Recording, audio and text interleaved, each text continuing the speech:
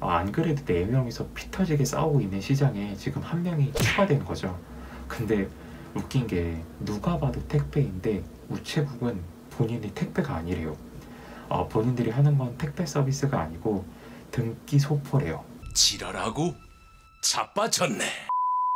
지금 택배기사 파업이 난리죠. 노사 간에 정면으로 충돌을 하고 있고, 거기다 최근에는 민주노총 택배 노조원들이 국내 최대인 CJ 대한통운 곤지암 허브터미널 출차 차량을 막아서 가지고 또 여러 뉴스도 나오고 논란이 되고 있어요.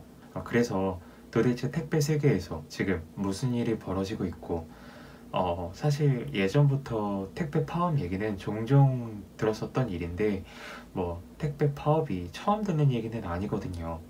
근데 그런 얘기가 나올 때마다 저도 먹고 살기 바쁘다 보니까 처우 개선을 목적으로 파업하나 보다, 택배가 좀 늦게 오겠네 라고 그냥 생각했었는데, 이번에 도대체 우리나라 택배 회사에서 무슨 일이 벌어지고 있는지, 택배 기사들은 왜 이렇게 파업을 자주 하고 파업을 하는 이유가 도대체 무엇인지 알아보고 여러분들께 알려드리려고 합니다. 일단 뉴스부터 모아봤습니다. 근데 과로사 얘기가 많이 나오더라고요. 과로사, 일을 많이 해서 죽는 건데 제가 다른 직업들에게서는 과로사라는 단어를 많이 들어본 적이 없거든요. 다른 직업들도 이렇게 일하다가 많이 죽는지 알아보기 위해서 노동자 과로사로 검색을 해봤습니다. 네이버 검색 결과고요. 유튜브 검색 결과입니다. 노동자가 결코 택배기사만 있는 게 아닌데 택배기사 과로사밖에 나오질 않네요. 배달을 하던 중에 가슴 통증을 호소하던 한 택배 노동자가 지난 5일에 숨졌습니다. 택배 노동자들의 과로사가 잇따르는 가운데 한진택배의 30대 택배기사가 최근 숨진 사건도 알려졌는데요. 한진택배 기사가 배달 중에 또 쓰러져 사흘 동안 의식이 없습니다. 나이는 40살, 주로 과로가 불러오는 뇌출혈입니다. 지난 8일 택배 배송 업무 도중 호흡곤란을 호소하던 40대 택배 노동자가 병원으로 옮겨졌지만 끝내 숨졌습니다. 올해 들어 벌써 8번째 택배 노동자 사망 사고입니다. 택배 노조에 따르면 코로나19 여파로 배달량이 급증하면서 올 들어서만 과로로 숨진 택배 기사가 12명이나 됩니다. 광주에서 40대 택배 기사가 잠을 자다가 갑작스럽게 숨지는 일이 있었습니다. 택배 기사들이 연이어 쓰러지고 있습니다. 택배 기사들의 살인적인 노동 강도에 사회적인 경각심은 높아졌지만 달라지는 게 없는데요. 인천에서 쿠팡 택배 기사가 숨졌고 경주에서는 CJ 대한통운 택배 기사가 의식을 잃어서 위독한 상태입니다. 이재민 기자입니다. 택배 기사 또 한 명이 오늘 숨졌습니다. 과로사로 추정되는 택배 기사가 올해만 16명이나 되지만 아직 노동 환경은 별반 달라진 게 없습니다. 도대체 어떤 일을 어떻게 하길래 일이 많아서 죽을 수가 있는지 알아봤습니다. 물론 택배 회사마다 그리고 사람마다 다를 수 있을 거예요. 그 점은 어느 정도 감안해 주시고 봐주시면 감사하겠습니다. 보통 평균적으로 아침 7시 물류터미널로 출근을 합니다. 그리고 레일을 따라서 들어오는 택배를 분류를 해요. 이게 바로 일명 까대기라고 불리는 택배 분류 작업이라고 합니다. 1차적으로 우선 배송 구역이나 지역에 따라서 하고 2차적으로 자기가 가지고 가야 할 상자들을 분류를 해요. 레일을 통해서 들어오는 상자들의 속도가 상당히 있다 보니까 쉴 시간도 없고 눈으로 계속 움직이는 상자의 송장이 어디 있는지 찾고 분류를 해야 돼서 시각적인 피로함도 굉장히 많다고 합니다. 또 내가 쉬면 레일이 밀리면서 아니 얘 어디 간 거야? 다른 사람한테 피해가 가가지고 마음 편히 쉬기도 힘들다고 해요. 근데 이건 소위 공짜 노동이라고 부른다고 합니다. 택배 상자를 고객에게 배송하는 것이 택배 기사의 일인데 택배 상자를 자기 트럭에 넣어야 되니까 그 넣는 일의 일환이라 이거죠. 이건 택배 시장을 떠나서 요즘 인건비를 주고 사람을 쓰는 노동시장에서 보면 굉장히 어이가 없을 수도 있어요. 뭐냐 하면 이 택배 100개 다 배송할 때까지 최저시급으로 쳐줄게 하고 제가 그 100개를 분류해서 제 트럭에 넣고 출발할 때까지가 오전 7시부터 12시까지 5시간, 그리고 실제로 그 100개를 배송하는 게 오후 2시부터 8시까지 6시간이 걸렸다고 치면 오전에 일한 5시간은 일한 걸로 안 쳐준다 이거예요. 너가 배송을 하기 위한 준비 과정이었다는 거죠. 이거 미친놈이잖아. 오전에 분류 작업 5시간, 오후에 배송 작업 6시간을 일했지만 실제로 너가 배송을 한 건 오후 2시부터잖아. 그리고 6시간의 시급을 인정받는 거죠. 지랄하고 자빠졌네. 이것이 그래서 택배업계에서는 이 분류 작업을 공짜 노동 아니냐, 우리가 배송을 하러 왔지 분류를 하려 온 게 아니지 않느냐, 분류는 다른 사람을 고용해서 해줘야 되는 거 아니냐라는 얘기가 나온 거죠. 이것에 대해서는 뒤에서 다시 말씀드리도록 하겠습니다. 아무튼 다시 돌아가서 이렇게 택배 분류 작업은 보통 점심시간쯤까지 한다고 합니다. 시간으로 따지면 대략 4-5시간 정도를 한 거죠. 그리고 택배 배송 업무를 시작하는 거예요. 즉 오전에는 내내 분류 작업만 한 거죠. 오후에는 이제 드디어 택배 배송을 하는데 코로나 사태 이후로 배송 물량이 많아져서 지금은 많은 분들은 하루에 250개 이상, 많게는 300개 이상까지도 배송을 하신다고 해요. 근데 저는 여기에서 약간 의문점이 들었어요. 아니 코로나 때문에 배송 물량이 많아지더라도 나는 똑같이 일하고 똑같이 돈 받아가겠다 하면 되는 거 아닌가. 아니 예를 들어서 하루에 물량이 2,000개인데 택배 기사님이 10명이에요. 그러면 한 분당 하루에 200개잖아요. 근데 코로나 때문에 물량이 50%가 늘었어요. 그러면 하루 물량이 3,000개니까 택배 기사가 15명 있으면 되잖아요. 그럼 똑같이 한 사람당 200개니까. 근데 여기서 그 3,000개를 돈을 더 벌고 싶어서 기존 인원 10명이 나눠서 한다고 치면 이제 한 사람당 300개씩이 되니까 당연히 업무 과중에 걸리지 라고 생각했어요. 근데 그건 제가 택배 구조를 잘 몰라서 하는 소리였습니다. 문제가 많은 우리나라 건설사의 하도급 형태처럼 택배도 하도급의 형태더라고요. 본사, 대리점, 택배기사 이렇게 3단계이거나 본사, 영업소, 대리점, 택배기사의 4단계 형태라고 해요. 즉 택배기사는 본사하고 계약을 하는 게 아니라 대리점하고 계약을 하는 건데, 대리점하고 건당 계약을 하는 게 아니라 구역당으로 계약을 한대요. 전 여기서 너무 충격받았습니다. 건당 계약이 아니라 구역당 계약이면 얘기가 완전 달라져요. 이게 구역당 계약이면 제가 A라는 동네를 책임지는 건데 코로나 이전에는 A 동네에서 시킨 택배가 150개다 하면 제가 A 동네 담당자니까 150개를 하면 되는 건데 코로나로 배송 물량이 2배가 돼서 300개가 됐다. 그러면 대리점이 아이고 코로나 때문에 배송 물량이 2배가 됐으니까 구역을 절반으로 나눠줄게요. 물론 돈은 똑같이 주고 라고 안 한단 말이죠. 그냥 A구역에서 시킨 300개가 제가 다 배달해야 돼요. 하기 싫으면 어떻게 돼요? 하기 싫으면 안 하면 됩니다. 근데 벌금처럼 수수료를 더 떼이고 재계약이 안 되겠죠. 그러면 직장을 잃는 건데 부유한 가족이 있는 택배기사가 오늘 좀 힘들다 여기까지만 하자 라고 하지 않죠. 새벽까지 야근을 하더라도 직장은 지켜야 하지 않겠습니까? 그러다 보니까 택배 물량이 늘면 자연스럽게 업무량도 늘게 되고, 특히나 코로나로 인해서 집에서 물건을 시키는 양이 늘어나다 보니까 택배 기사들의 업무가 과중될 수밖에 없는 구조였습니다. 그리고 다음으로는 택배비에 관련해서 알아봤습니다. 2000년도 우리나라 최저시급이 시간당 1,600원이에요. 그리고 2000년도 서울의 평당 아파트 가격 평균이 670만 원이에요. 평균적으로 20평짜리 아파트가 1억 3천 정도 하는 거고 30평짜리 아파트는 2억 정도 했던 거죠. 이때 혹시 택배비는 얼마였는지 기억하시나요? 아시다시피 최근 물가도 많이 오르고 해서 월급 빼고 다 오른다 이런 말이 있는데 이제는 표현을 좀 다르게 해야 될 것 같아요. 월급이랑 택배비 빼고 다 오른다.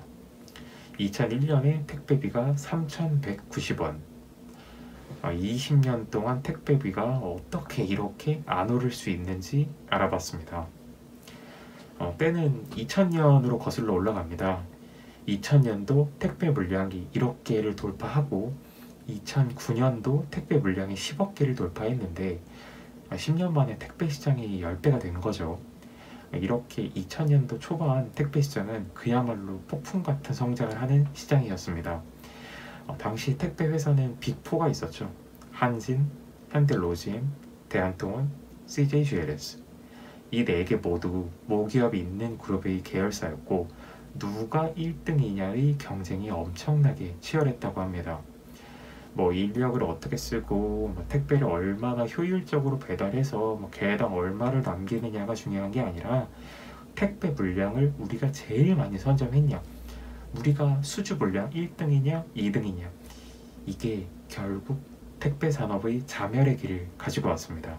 당시 택배 업계에 있던 분의 인터뷰 내용을 빌리면 회의에 들어가면 경쟁사보다 물량이 뒤처진 이유를 물었고 그 다음에는 어떻게 해야 그 물량을 뺏어올 수 있는지를 브리핑해야 했습니다. 그런데 우리만의 경쟁력이라고는 없었습니다. 그렇겠죠. 문 앞까지 물건을 배송해주면 끝인데 이 회사도 문 앞까지 배송을 해주고 저 회사도 문 앞까지 배송을 해주는데 우리만의 차별화된 어떤 경쟁력을 만들기가 힘들죠.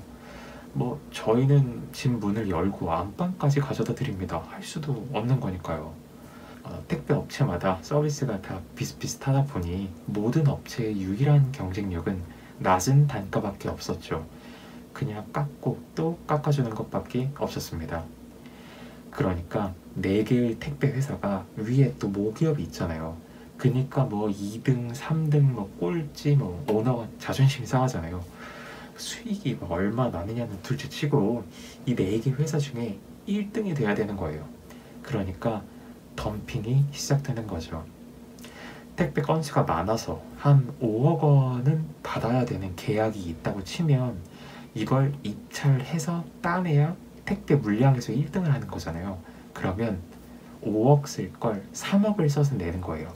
덤핑을 치는 거죠. 그럼 옆에 기업은 또 질 수 없으니까 2억을 써서 내고 이렇게 말도 안 되는 가격을 써서 내는 거죠. 택배 물량 수주에서 4개의 경쟁업체 중 1위를 하기 위해서 끝이 없는 출혈 경쟁. 당연히 수익성은 악화되고 택배 가격은 떨어지고 택배 기사는 힘들어지고 고객은 좋겠죠. 택배 가격이 오히려 내려가니까. 아무튼 이 끝이 없는 가격 경쟁에 기름을 들이부은 게 바로 우체국입니다. 다들 아시다시피 우체국은 사기업이 아니죠. 국영기업이고 국가기관입니다. 이 우체국이 택배 사업을 추진하면서 안 그래도 4명이서 피 터지게 싸우고 있는 시장에 지금 1명이 추가된 거죠. 근데 웃긴 게 누가 봐도 택배인데 우체국은 본인이 택배가 아니래요. 본인들이 하는 건 택배 서비스가 아니고 등기 소포래요. 지랄하고 자빠졌네. 아무튼 이 우체국이 또 산하본부의 할당제를 실시해서 각 우체국 소속 공무원들이 인사고과에서 또 좋은 점수를 받아야 될 거 아닙니까? 심지어 개인 차량까지 동원해서 택배를 배송하기 시작했습니다. 물류센터에는 공익이 투입돼서 분류 작업을 하고요. 그러다 보니 업계에서는 아니 무슨 정부가 택배 시장에 개입을 하냐, 공무원이 공무수행 차량으로 배달하고 공익근무 요원이 물건 분류하고 있고 이래도 되냐 이랬다고 해요. 이 당시에 택배 시장이 1등에 얼마나 민감했는지를 느낄 수 있는 자료가 있어 가지고 와봤습니다. 때는 2006년 12월 18일 대한통운이 11월 한 달 동안 925만 박스의 택배 물량을 처리해서 업계 1위를 탈환했다는 보도자료를 배포했어요. 이걸 보고 현대택배가 전형적인 물량 뻥튀기라며 10월 한 달 동안 대한통운의 물량이 712만 개였는데 어떻게 한 달 만에 213만 개가 늘어날 수가 있냐며 정확한 전산 자료 등 그 증거를 내놓아야 한다고 압박했어요. 이걸 보고 대한통운은 아메이 물량이 20만 박스 정도 증가하는 등 물량이 대폭 증가한 것은 사실이며 경쟁 업체의 실적이 잘했다고 해서 아무 근거도 없이 물량 뻥튀기 한 거는 아니냐라고 말하는 건 문제가 있다고 받아쳤어요. 당시 현대택배가 수년 동안 업계 1위를 차지했었는데 점차 물량이 떨어져서 대한통운 및 한진택배와 엎치락뒤치락 하는 상황이었기 때문에 경쟁사의 보도자료에 굉장히 민감하게 반응을 했었다고 합니다. 아무튼 지금까지의 내용을 정리해보면 2000년 들어서부터 우리나라 택배 시장은 택배 물량을 어느 회사가 제일 많이 배달했냐, 누가 시장 점유율 1등이냐, 이거에 대해서만 신경을 쓰다 보니까 시장이 아주 기형적으로 성장을 한 거죠. 최저임금이 그때 1,600원이었는데 지금보다 오히려 2000년도 택배비가 비싸다는 게 말이 됩니까? 그리고 이마저도 택배기사가 본사와 바로 계약을 하는 게 아니라 본사, 대리점, 택배기사 이렇게 하도급을 주는 3단계이거나 본사, 영업소, 대리점, 택배기사에 하도급을 주는 4단계의 형태이다 보니까 거기에 본사의 가격 경쟁이 심해지다 보니까 택배기사가 점점 더 힘들어진 거죠. 그리고 그 상황에서 국영기업인 우체국이 불난집에 기름을 부은 거고요. 아무튼 다시 현재로 돌아와서 택배 노동자의 과로사를 막기 위한 사회적 합의 기구가 2020년 12월 출범이 됐어요.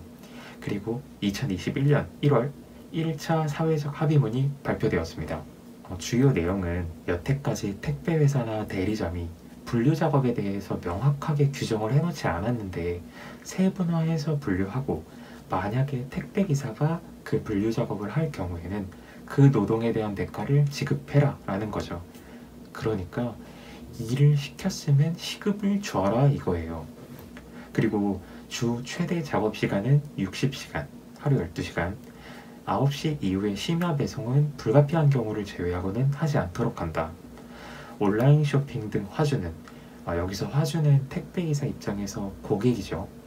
택배비 명목으로 받은 금액은 택배 사업자에게 온전하게 지급한다. 이 얘기는 왜 나온 거냐면요. 의류 쇼핑몰에서 보낸 택배의 가격을 바코드로 찍어봤습니다. 1,650원. 고객이 옷을 살 때 결제한 택배비 2,500원이 아닌 1,650원만 택배회사로 들어왔다는 의미입니다. 이른바 백마진으로 의심되는 사례인데 우리나라 택배 시장이 정말 이 정도일 줄 몰랐습니다. 지금 보시는 것처럼 우리가 택배비 3,000원을 내도 쇼핑몰이 그걸 택배회사한테 다 주는 게 아니라는 거예요. 왜? 300원을 그냥 아무 이유 없이 내가 먹고 2,700원에 배송해 줄 사람 해도 손드는 택배회사들이 많다 이거죠. 그러니까 쇼핑몰 백마진이 생길 수밖에 없는 구조였습니다. 아니 2,500원에 배송을 해준다는데 고객이 3,000원 냈으면 내가 500원 먹고 택배 회사한테는 2,500원만 주는 거죠. 그래서 이렇게 택배비로 받은 돈은 백마진으로 챙기지 말고 그대로 줘라. 아니 이게 어떻게 보면 너무나 당연한 건데 대한민국 택배 시장에서는 당연한 게 아니었더라고요. 이렇게 사회적 합의가 21년 1월 발표가 되었는데 그 뒤로도 택배기사분들의 과로사가 계속 발생하고 사회적 합의문에 9시 이후에 심야 배송은 하지 말라고 하니까 어떻게 되겠습니까? 실제로 9시 이후에 배송을 안 하겠습니까? 공식적으로 하면 안 되니까 8시 50분에 배송 완료 문자를 다 보내놓고 새벽까지 배송 완료하는 거죠. 그리고 하도급의 구조도 문제입니다. 이분은 자막에 나와 있는 대로 CJ 대한통운의 옷을 입고 CJ 대한통운 차량을 몰고 CJ 대한통운 앱을 쓰고 CJ 대한통운의 로고가 그려져 있는 택배를 배송하시는데 이 구조 때문에 이분은 CJ 대한통운과 법적인 부분에서 계약관계가 없어요. 직접적인 고용관계가 아닌 거죠. CJ 대한통운은 하도급의 하도급이니 본인들과는 상관이 없는 일이고 우리는 다른 택배 회사보다 분류 인력과 장비를 월등히 투입한다는 원청의 원론적인 대답만 할 뿐인 거죠. 이거는 사실 CJ의 문제라기보다는 그냥 택배 시장 자체의 문제예요. 지금 건설회사도 마찬가지죠. 지금도 아파트 공사 현장 가보면 실제로 공사를 하는 인부들은 대부분 하청의 재하청인 외국인 노동자들. 사고가 나도 원청은 자기랑은 계약관계 없으니 면피가 되죠. 이 구조가 문제인 거죠. 그러니까 대화 자체가 힘든 겁니다. 이게 지금 대화가 직접적으로 이루어지기가 힘든 구조예요. CJ 같은 대형 회사 법무팀이 검토해서 직접적인 고용관계 없고 쓴 계약서 한 장 없고 그래서 법적 책임이 없는데 대화에 응하겠습니까? 이렇게 원론적인 대답만 하지. 그러니까 파업이 끝날 수가 없는 거예요.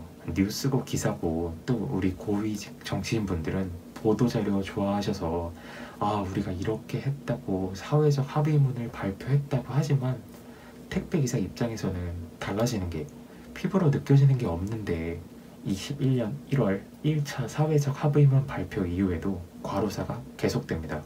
그리고 그 합의문이 잘 지켜지지가 않아요. 분류작업을 택배기사한테 시키지 말라니까 아르바이트생을 쓰는데 그 아르바이트생한테 주는 인건비를 택배기사한테서 받아요. 그러니까 이거죠. 원래 너가 했던 일인데 이제 너한테 못 시키니까 알바를 구했다. 그러니까 이 알바비는 네가 내라. 그리고 택배요금은 150원 인상이 되었는데 택배기사들한테 가는 수수료는 8원이 올랐대요. 그러니까 머리띠 두르고 파업에 나선 겁니다. 거기에 1차 사회적 합의에 대하여 원래 21년 6월부터 시행이 예정되어 있었는데 택배 회사들이 화주들 계약의 계약 문제도 있고 해서 1년을 유예하자고 주장을 했습니다. 그리고 그 얘기를 들은 노조는 더 이상 참지 못하고 21년 6월 다시 파업에 들어섭니다. 그 후에 2차 사회적 합의문이 발표가 됩니다. 내용은 1차 때와 크게 다르지 않아요. 택배기사 업무에서 분류 작업을 제외할 것. 그래서 7시에 출근해서 분류 작업을 하고 12시나 1시가 돼서야 배송을 출발하는 게 아니라 9시에 출근해서 분류가 돼 있는 박스들, 그러니까 누군가 분류를 해놓은 거죠. 택배기사가 아닌 다른 사람이나 기계가 그것들을 차에 정리해서 싣고 11시에는 배송을 출발할 수 있게끔, 그리고 택배기사 노동시간을 일주일에 60시간으로 제한하고 이런 내용들이 담겼습니다. 하지만 당일 배송이나 로켓 배송과 같은 서비스들이 점점 늘어나고 있고 하도급인 구조는 변하지 않죠.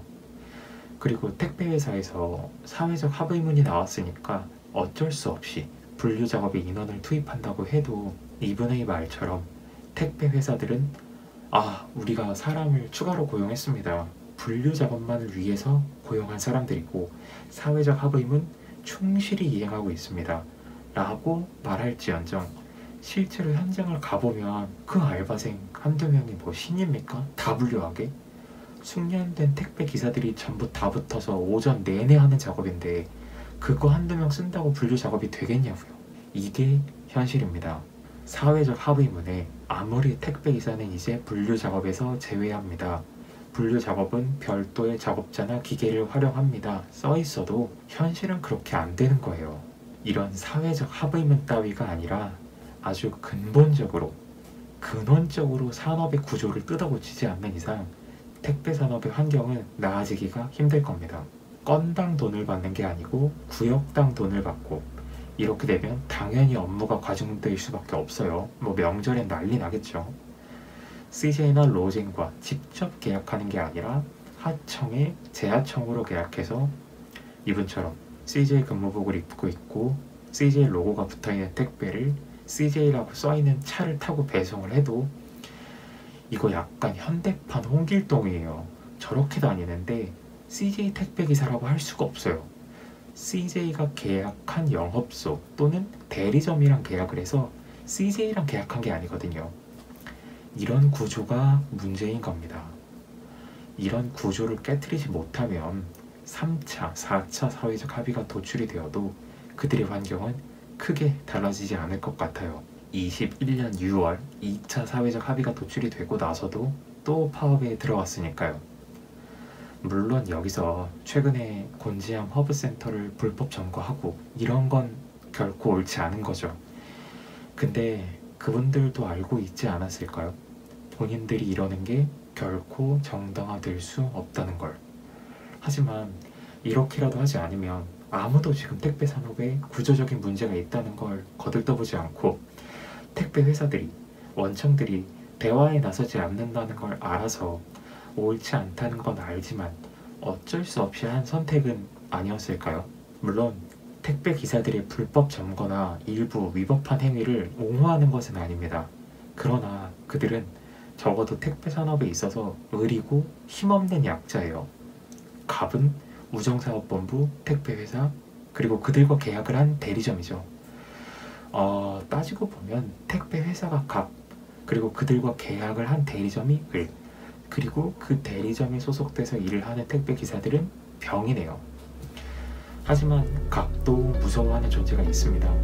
바로 우리들, 소비자죠. 아마 아직 많은 분들이 모르실 것 같아요. 택배기사들이 왜 파업을 자주 하는지, 왜 자꾸 사회적으로 시끄러운 일들을 계속 만드는지. 우리 소비자들이 택배 산업에 분명히 구조적인 문제가 있고, 그 구조적인 문제와 더불어 몇몇 회사들의 과거에 오랜 시간 동안 잘못된 경쟁으로 인해서 지난 20년 동안 택배비가 오히려 내려갔고, 그 대가를 우리가 함께 지금을 살아가고 있는 택배기사분들이 나눠지고 있다는 사실을 아는 사람이 많아질수록 언젠가는 반드시 택배 산업이 바뀔 것이라고 생각합니다.